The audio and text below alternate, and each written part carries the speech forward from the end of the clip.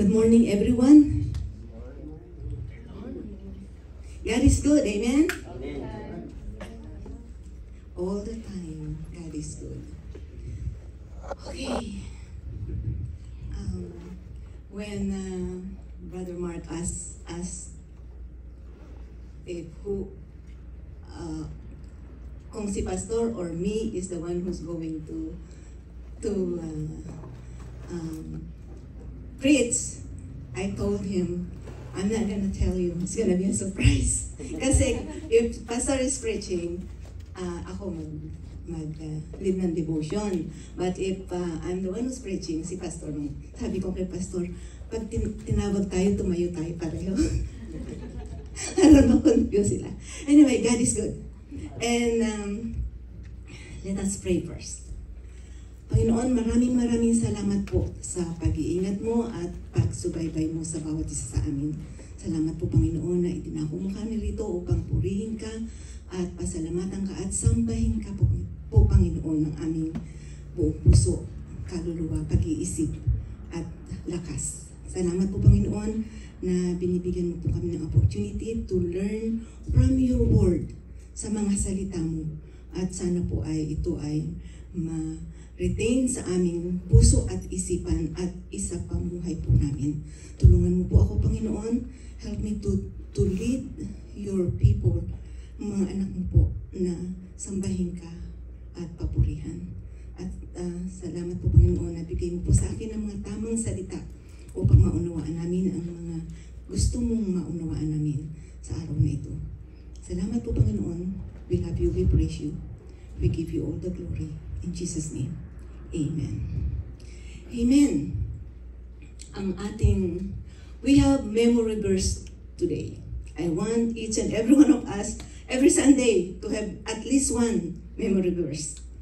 So it will be found in Psalms 103, verse 1.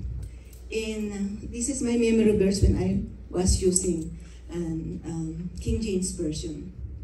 Bless the Lord, O my soul, and all that is within me, bless His holy name. But it's it's the same. Praise. It's okay. I did not tell you but this is my memory verse. I just recite. So in New International Version, it says, praise the Lord, O my soul, all my inmost being, praise His holy name. Mas madali yatang kabisaduhin dun sa King James. Bless the Lord, all my soul, and all that is within me, bless His holy name. Sana po makabisan nyo yun. Kasi kung ito kakabisaduhin natin, if we memorize it the whole week, and we will always think of the Lord to bless His holy name, to live the way He wants us to live. Amen. Let us remember that you and I was created by God for His pleasure. Ginawa po tayo ng Panginoon. Kinrate niya tayo para sa Kanyang pleasure. Not for your pleasure, not to glorify yourself, not to focus on yourself, but to focus on the Lord Jesus Christ. Amen? And in Revelation 4:11, it says, Thou art worthy, O Lord, to receive glory and honor, power, for Thou hast created all things, and for Thy pleasure they are and were created. Yan po ang sabi ng Panginoon. Ginawa tayo para sa pleasure ng Panginoon, hindi sa ating sarili. Ang ating pong title, ang ating title is Praise and Worship. This is for the Praise and Worship team and for all the believers of the Lord Jesus Christ. Sa lahat ng nananampalataya at sumasamba sa Panginoon. Amen? It is wonderful to consider that God, the Creator, has given us the ability to bless Him. Time after time in the Scripture, we are advised, asked to do it. Lagi pong sinasabi sa atin, pag nagbasa ka po ng Bible, sinasabi sa atin na bless His name. Worship Him. Adore Him. And the scripture will tell us to do it. This means God desire it from us. Ibig sabihin, yun ang gusto ng Panginoon sa atin, na siya ay sambahin, i-bless siya through our praise and worship. Sa pamamagitan ng ating pag-praise sa Kanya at pag-worship sa Kanya, pagsamba sa Kanya. Amen? So, we will go on Psalms 34, verse 1 to 3. I will bless the Lord at all times.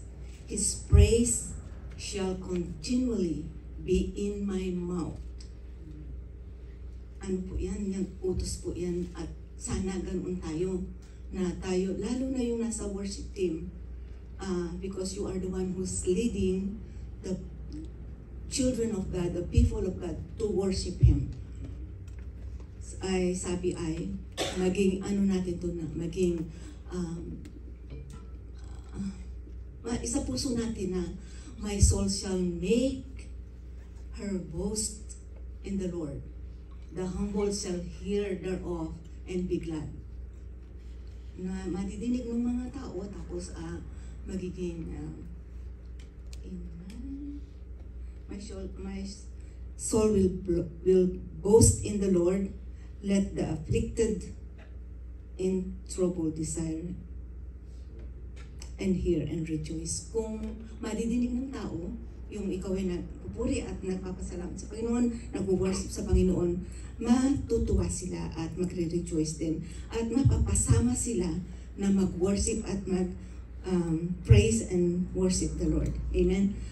Verse 3, glorify the Lord, O magnify the Lord with me, and let us exalt His name together.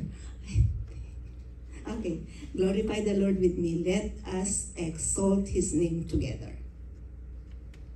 Oh, glorify, magnify the Lord with me, and let us exalt His name together. Okay, let's go to praise. Sa atin po, ano ang ibig sabihin ng praise?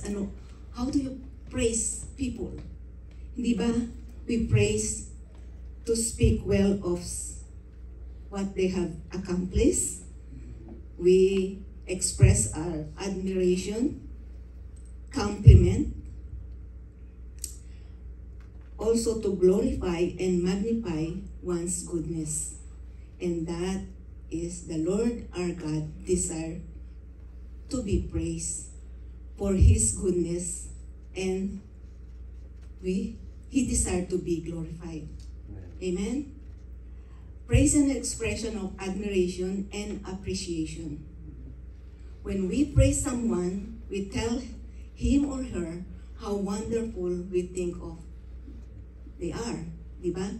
Pagka what is praising? Pinupuri. Pag pinupuri natin ng isa, tao, or yung anak natin, sinasabi natin yung ini-express natin yung ating appreciation sa kanya, lalo na kung maganda yung grade niya sa school, or he is behaving or she's behaving good at home, pinupuri natin. And we also praise someone, and sinasabi natin na good job, yung accomplishment mo, I'm proud of you. Hindi ba? Sinasabi natin yun. It is the same way with God. Parehas din po sa Panginoon. Praise has to do with acknowledging God's character and power. Kailangang purihin din natin ang Panginoon at sambahin siya dahil sa kanyang power, sa kanyang sa ginawa niya para sa atin. Na ibinigay niya yung anak niya para sa atin, para hindi tayo mapunta sa walang hanggang kaparusahan. Amen? Amen. In Psalms 145, did I give that to you? NIV? It's okay. My mouth will speak in praise of the Lord. Let every creature praise His holy name forever and ever. 145 verse 21. God's commands to praise. Utos po ng Panginoon yun, hindi ko utos. Utos ng Panginoon. Praise ye the Lord is not a suggestion. It is a request or request. It's not a suggestion or request. It is a command from God to every creature. Sa lahat ng nilikha niya, yun po ang inuutos ng Panginoon to praise Him forever and ever. All of us ought to praise God because He is the Lord of all creation. Siya po ang Diyos ng nalumikha ng lahat ng bagay. Ikaw at ako, nilikha niya. Living and non-living, He created it. So, deserve po ni Lord na purihin natin siya, praise natin siya. Amen? Now, to worship is to express the reverence, to have a sense of awe and high respect, to bow down in worshiping God. Ngayon, kung tayo ay mag-worship naman sa Kanya, ay yun po ang expression natin ng kanya, reverence ng Kanyang kadakilaan. Is that right? Yung pag tayo nag-worship, yun ang ibang religion when they worship the Lord. Their Lord, I don't know who their Lord is, they face down their face on the ground. Tayo, hindi na natin ginagawa yung nagpe-face down at hindi yung sila yung meron talaga silang time na talagang kahit nasaan sila, magbabow down sila yung face nila sa ground to worship their God. Pero ang hinihiling sa atin ng Panginoon, sometimes it's just like a show or probably I'm judging, but forgive me Lord if I'm judging those people. Pero ang hinihingi po ng Panginoon yung puso natin.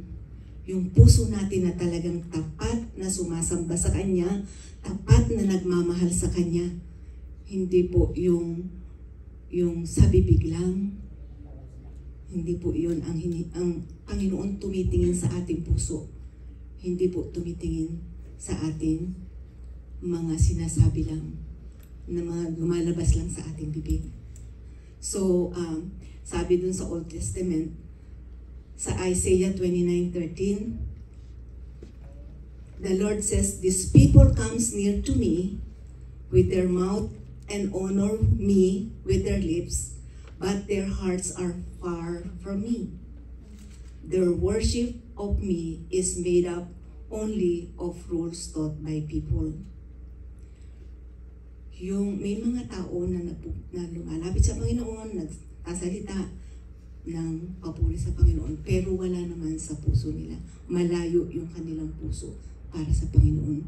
Para bang naging habit na lang, naging everyday, naging routine na lang. Hindi ba tayo pagising natin sa umaga, brush it agad, di ba, ulamos? Yung iba, nag-praise and worship nga ay parang naging routine na lang na kasi nakasanayan. Ang hinihingi po ng Panginoon ay yung galing sa puso natin. Galing sa puso. Ngayon, if you're only forced to come here to be part of the worship team, pinilit ka lang, napilitan ka lang, and your heart is not really worshiping and praising God, your time is wasted, like the verses. Tulad ng sinabi ng verse na it is wasted. Hindi nakakapagbigay lugod sa Panginoon. Ang sabi ay it is detestable and unacceptable to the Lord. because their hearts were not there, and your heart's not, it's far from Him. Kung malayo yung puso mo, lahat lang nang lumalabas sa bibig mo, at maawit ka nga, nagpupuri ka nga, pero yung puso mo wala naman doon, ay hindi daw po acceptable sa Panginoon. Kaya kailangan yung puso natin. Hindi tayo napipilitan lang, hindi naging routine lang, nakasanayan, kasi Sunday, punta ako sa church, magbabakap ako, maglilid ako, mag-preach ako.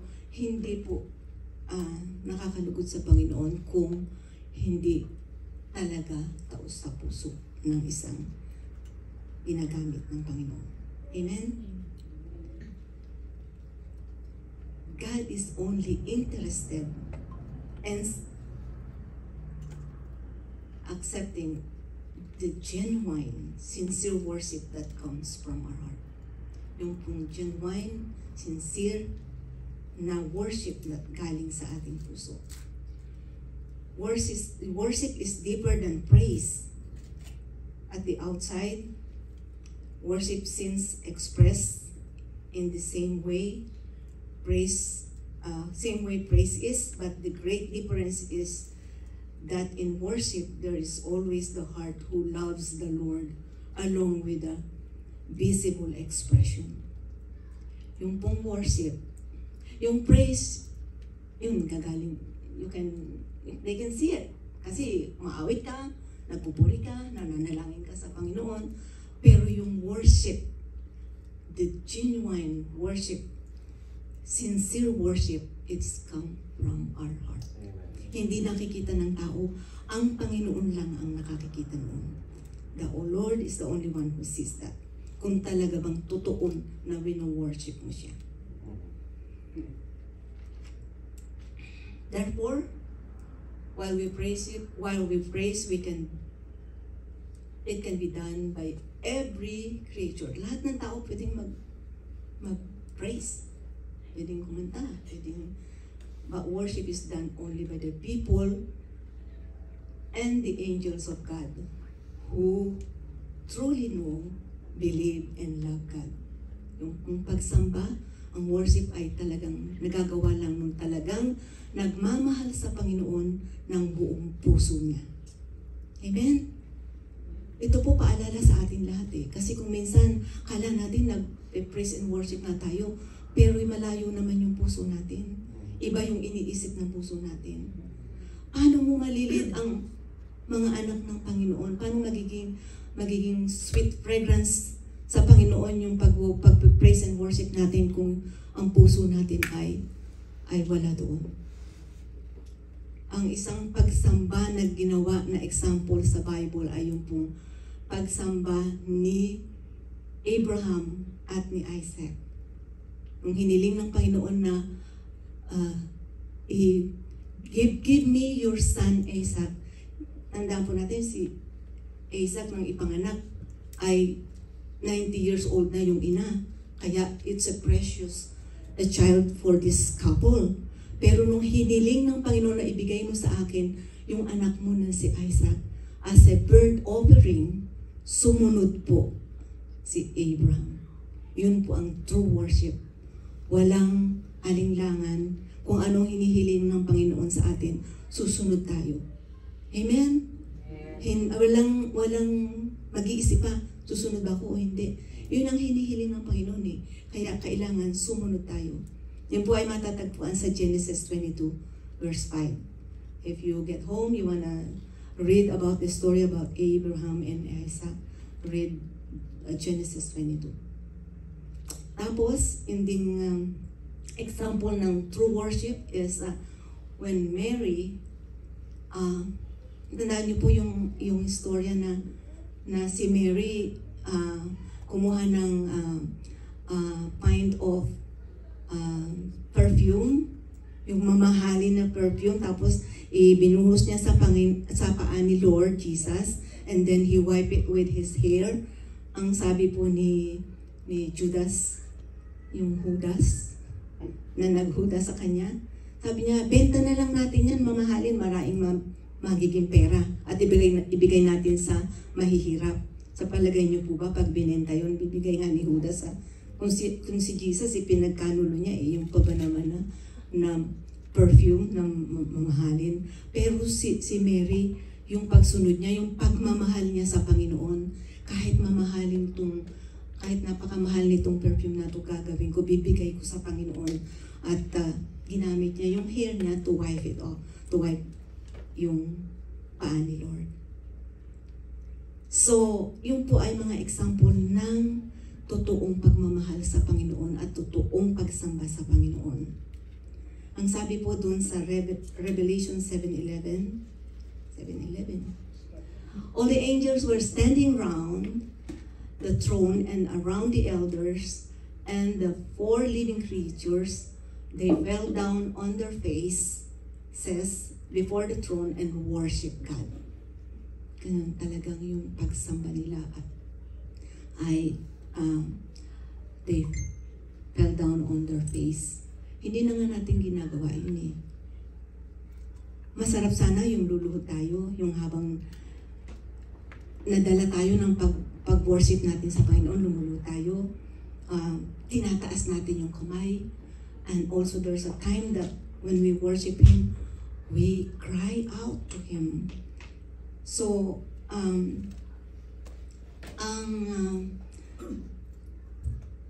ang pag-worship po ay nagdadala ng mga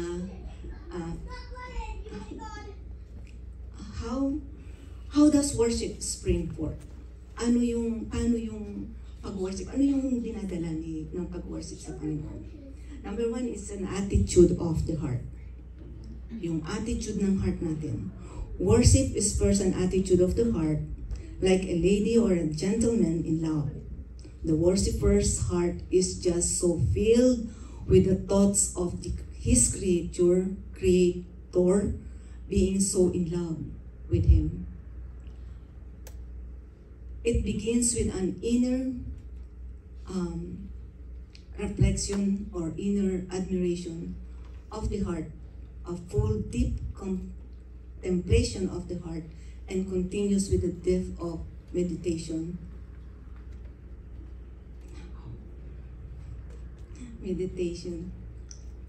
Hindi po ba nung kayo yung mga mag-aasawa dyan, yung couple dyan, di ba nung in love kayo, when you first see each other and you fell in love,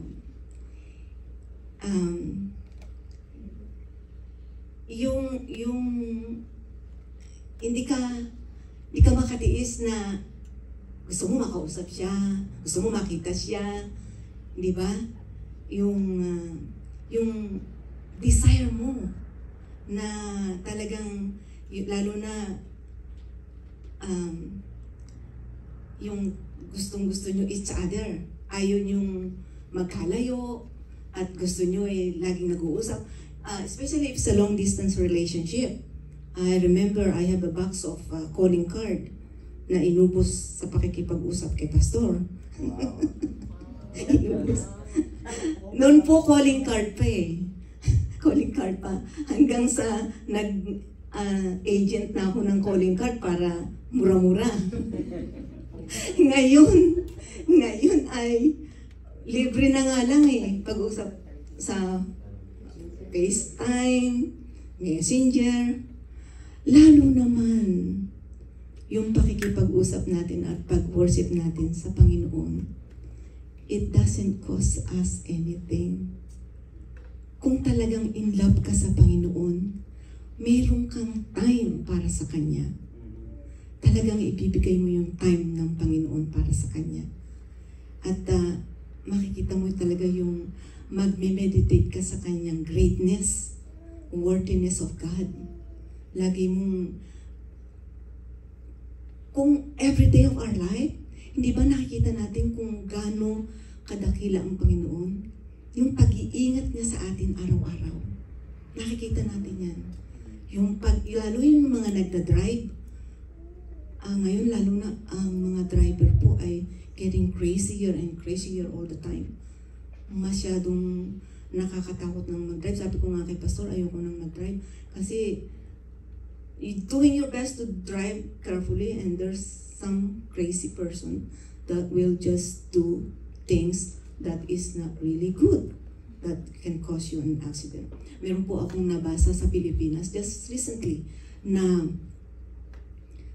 I think it's a mga sa ICTEX, SCTEX, nagkaroon ng aksidente po na yung isang they are going to a camp. It's Christian family. Lahat namatay. Tapos mga kaibigan pa namatay din, nakasama sa van. Ang natira lang yung driver. Natira yung driver. At iningatan talaga ng Panginoon yung driver. At hindi niya,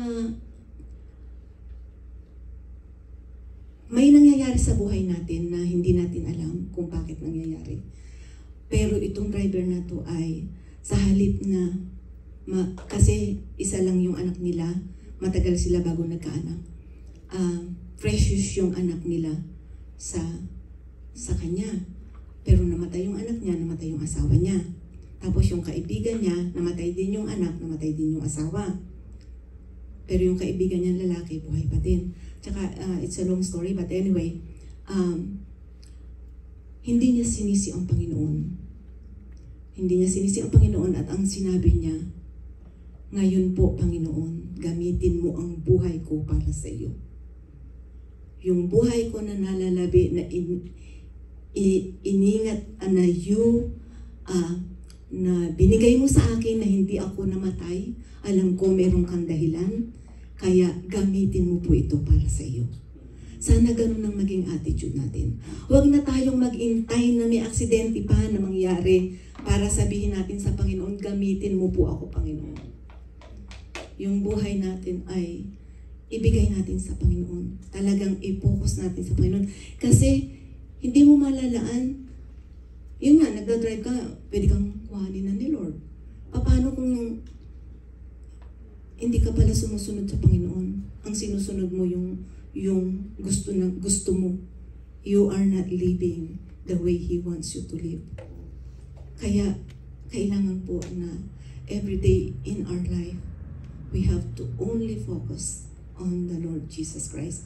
The love that He's done for us. To share.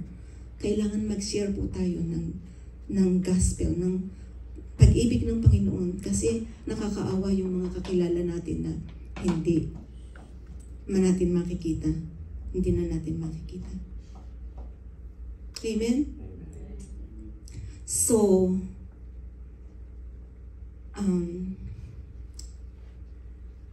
second, it is an overflow. It is an overflow of those thought and emotion.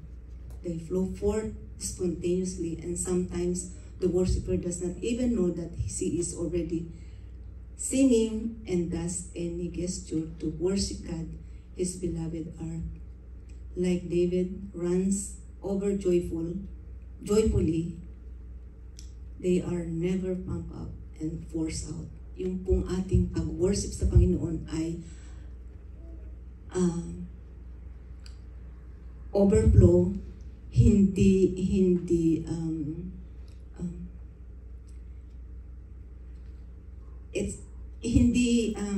napipigil pag talagang wino-worship mo ang Panginoon, pag sinasamba mo siya, binibigay mo ang lahat sa Kanya, hindi po napipigilan. At it's outpouring of worshiping the Lord. Amen? Is that right? I'm sorry, I think it's getting it's getting long. Anyway, in conclusion, okay, let's go to the conclusion. Our devotion today teaches us the fact that worship is giving. So if we come together to worship the Lord, our focus is to be keeping Him, not getting from Him. Our focus is to give to Him, to worship Him, to praise Him, and not getting from Him. Sometimes our focus is, I'm going to church so I can get something from the Lord. so He will bless me. No, we come here to bless the Lord. Like the memory verses, bless the Lord, O my soul, and all that is within me, bless His holy name. Amen po. Worship is a consuming desire to give honor to God. Therefore, it is not cheap giving. Give your best. Give your heart to Him, together with lifting your voices and hands to Him. It involves giving ourselves and our possession in excellent quality and quantity. Ang example po nga, yung kay Abraham, obedient ni Abraham and Isaac, at saka yung si Mary, and also the disciple, yung mga disipulo ni Lord na sumunod sa Kanya. Now, how about you? How about you? Are you truly worshiping the Lord? Praising God? What have you given to Him? The Heavenly Father has been seeking for a true worshiper. Are you one of it? One of them? Do you really love Him with all your hearts, mind, and soul, and worship Him? Lalo na yung mga nasa harap na naglilid ng mga anak ng Panginoon. When we are up there leading the congregation, kailangan po makita, madala natin yung mga nakaupo na at saka mag-worship talaga sa Panginoon. Paano kung nandun ka sa harap, tapos kumakanta ka lang, hindi mo maitaas yung kamay mo sa Panginoon? Yung puso mo, parang wala eh. Hindi madala. Ang nakikita lang yung, kaya kailangan po pagka nag-worship tayo talaga yung, pag nagpe-praise tayo talagang nanggagaling sa puso. Nanggagaling sa puso natin. So, ipakita natin sa Panginoon na talagang mahal natin siya with all our heart, mind, and soul, and strength. Amen?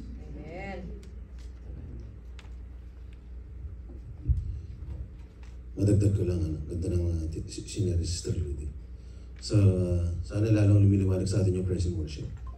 So, yung praise ay nakita ko, yung kasi sinabi niya, yung praise ay yung you admire, yung na-admire mo siya, yung kanyang work, yung kanyang ginawa, yung kanyang performance, something like that. So, admire mo. And then, ang worship ay, ito naman yung kanina yung work niya, ito naman yung worship, ito naman yung of who God is, kung sino si Lord. So, usually nagpipraise tayo kasi marami siyang ginawa. Di ba? Ganado ka kasi tinulungan ka niya, maraming mga great things na ginawa si Lord. And then, paano kung walang ginawa, no? Walang answered prayer for the past days. Pero still dapat, you gotta worship Him because of who He is. And God is holy, God is righteous, God is perfect. So, naisip ko sa last Sunday, si Jezza magpiplay ng drum set sa praise and worship. I'm excited for that. Last Sunday ba? Next Sunday ko. Next Sunday na? Next Sunday. Okay. So, ganito So, magpiplay siya ng drums. I will praise Him kasi papalo siya eh. Para siya. We will praise Him kasi magaling siya mag-drums. We can appreciate Him sa kanyang performance na gagawin. Pero hindi tayo darating sa time na we gonna worship Him. Bakit? Bakit din natin siya worshipin? Katulad ni Lord. Hindi siya pwedeng worshipin kasi He's a sinner like us.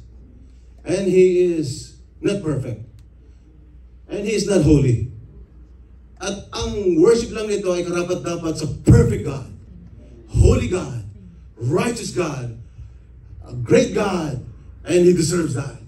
Sa Kanya lang talaga yung worship na yan. At kapag ibinigay mo yung worship na yan, kaaga mo na, itatawag na natin idols. O galing ni Jesser, pinupuri natin siya, and then you worship Him. Yun ako, doon tayo nagkakasala. Hindi ba dapat mangyari ganun? We should not worship Him. So, Kay Lord lang ho dapat yung true worship. So yung praise and worship, they go together. So, alam ko, isipin mo, kaya inisip mo, marami ginagawa si Lord. At saka kung walang nang ginawa pa sa past days, isipin mo na mayroon na siyang ginawa. And that's the gospel. Amen. He died for you. He already did. And that's the great things that you have to praise Him. And then, we focus on who He is. That God is a loving God. He is a good God. And it's always there for us. He's not gonna leave us, not forsake us. So, Monsignor Lodi ay nagliwanag lalo sa atin. Ano po? Sana gising mo tayo. Amen. Let's all stand up, please.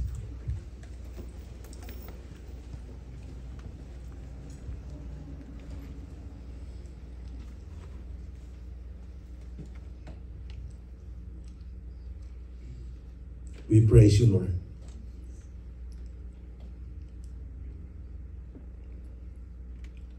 We praise you for all the things that you've done for us.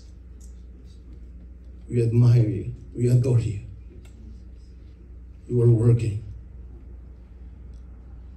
Even if we don't see it, even if we don't feel it, you are working. You never stop. You never stop working. And teach us to continue to trust in you. Teach us, Lord, to continue to trust in you. You know what you're doing. For our life, for our family, and for this church. You know what you're doing, Lord, and teach us, Lord, to trust in you always. And help us, Lord, not to focus to people. Help us not to focus to ourselves. Help us not to focus to anybody else, but to you alone, who is always there for us. Lord, if you're doing miracles in the past, and still you can do that today. And teach us to trust in you always. You are the God who does the impossible things. Turuan mo kami lagi, Lord, na kayo ang Diyos na gumagawa sa mga imposibleng bagay. Tulungan mo kami lagi na magtiwala po sa inyo. At sa aming pagtitiwala, Lord God, we worship you because of who you are. You are the same yesterday, today, and forever. We worship you of your holiness. You are holy. You're righteous. You're perfect. And that means, Lord, if we declare that, you never ever made mistake. Lord, hindi ka nagkakamali sa araw-araw na nangyayari sa buhay namin. You allow it to happen. You know what you're doing. And all things work together for good to those who love Jesus. Tulungan mo kami lagi, Lord, na magtiwala po sa inyo. Kaya, Lord God, kahit kailan, hindi ka po nagkakamali. Kung ano po yung mga nangyayari sa buhay namin, alam mo po kung bakit nangyayari ito sa amin. At inaalaw mo na mangyari. At tulungan mo kami, Lord God, na huwag mawala ng pag-asa. Sasamahan niyo po kami sa lahat ng aming tatahakin, sa lahat ng aming gagawin, tutulungan niyo po kami. Lord, salamat po this body of Christ, your people, your children, that we are here together and we want to offer praise and worship unto you that you deserve. Lord, hindi lang basta kami kumakanta na lumalabas sa labi namin ang mga kanta at nagiging practice at routine lang namin katulad ng narinig namin ngayon. Kundi Lord, nawa po ay talagang galing sa aming mga puso that we worship you. We worship you with all our hearts, Lord. Nagpapasalamat kami lagi sa iyo. Maraming pong salamat at tunay na pagpalain niyo po ang music ministry. Mag-grow po kami at lumalim ang aming pagmamahal sa inyo. Bless niyo po ang practice at doon pa lang ay kumilos na po kayo habang nagpa-practice. Samahan niyo na po at puspusin niyo po ang puso ng bawat isa amin. Mag-umapaw ang kagalakan at tunay na pagpupuri at pagsamba sa inyo na karapat-dapat naming ialay at ihandog sa inyo, Lord. Maraming pong salamat, Lord. We love you. We thank you, Lord. In Jesus' name we pray. Amen. Amen.